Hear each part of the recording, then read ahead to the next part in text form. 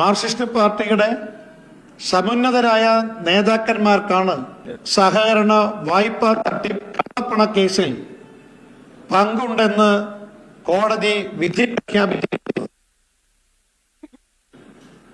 PMLA കോടതിയാണ് ഇന്ന് സുപ്രധാനമായിട്ടുള്ള വിധി പ്രഖ്യാപനം നടത്തിയത്.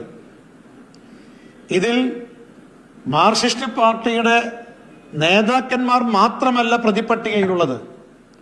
മാർക്സിസ്റ്റ് പാർട്ടിയും ഈ പാവപ്പെട്ടവന്റെ രക്തം വിയർപ്പാക്കി മാറ്റിയ പണം കൊള്ളയടിച്ച കേസിൽ പ്രതികളായി മാറിയിരിക്കുന്നു.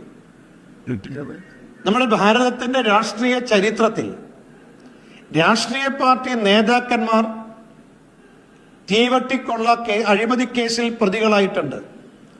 പക്ഷെ ഒരു രാഷ്ട്രീയ പാർട്ടി തന്നെ തീവട്ടിക്കൊള്ള നടത്തിയ കേസിൽ, അഴിമതി കേസിൽ പ്രതിപട്ടികയിൽ ഉൾപ്പെടുന്നത് ആദ്യമായിട്ടാണ്.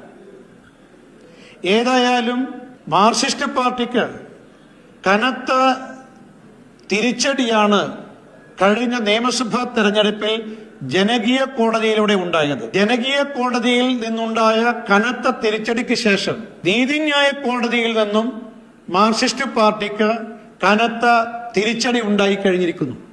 കാരണം ED സമർപ്പിച്ച അനുബന്ധ കുറ്റപത്രത്തിൽ 28 പ്രതികളാണുള്ളത്. ഈ 28 പ്രതികളുടെ പേരിൽ ED ചുമത്തിയ കുറ്റം അത് ശരിയാണോ, വസ്തുതാപരമാണോ, സത്യസന്ധമാണോ എന്നുള്ളതാണ് PMLA കോടതി വളരെ വിശദമായി പരിശോധിച്ചത്. ആ പരിശോധനയ്ക്ക് ശേഷമാണ് കോടതി പറഞ്ഞിരിക്കുന്നത് ഈ 28 പ്രതികൾക്കും പ്രഥമ ദൃഷ്ട്യാ തെളിവുണ്ട്. ഇവർക്ക് ഈ വായ്പാ തട്ടിപ്പ് കള്ളപ്പണ കേസിൽ ഇവരുടെ പങ്ക് സംശയാതീതമായി തെളിയിക്കപ്പെട്ടിട്ടുണ്ട്. അതുകൊണ്ട് അന്വേഷണവുമായിട്ട് EDക്ക് മുന്നോട്ട് പോകാം എന്നുള്ളതാണ് PMLA കോടതിയുടെ സുപ്രധാനമായ വിധിന്യായത്തിൽ അടിവരയിട്ടുകൊണ്ട് പറയുന്നത്.